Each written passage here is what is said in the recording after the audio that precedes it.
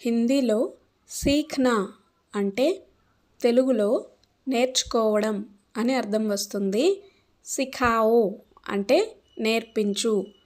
మన ఫ్రెండ్స్తోనైనా మనకంటే చిన్నవాళ్ళతో మాట్లాడేటప్పుడు నేర్పించు అని చెప్తాం కదా, అలాంటప్పుడు హిందీలో సిఖాओ అని చెప్పాలి.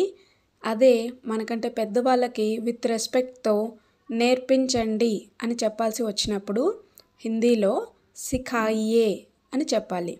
నెక్స్ట్ వన్ సీఖో అంటే నేర్చుకో.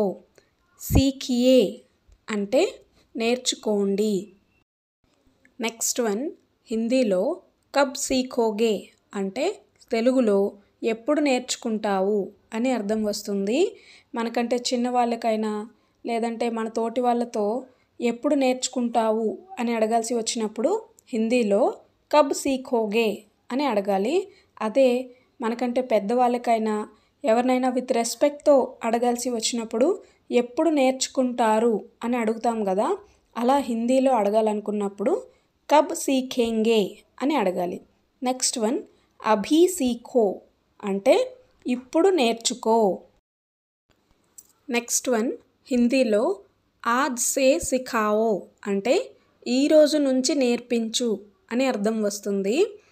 నెక్స్ట్ వన్ కల్ సే సిఖాయియే అంటే రేపటి నుంచి నేర్పించండి అని అర్థం వస్తుంది. నెక్స్ట్ వన్ కబ్ సే సిఖాయేంగే. దీని తెలుగు అర్థం మీరు కామెంట్ చేయండి. Thank you. Please like, share and subscribe.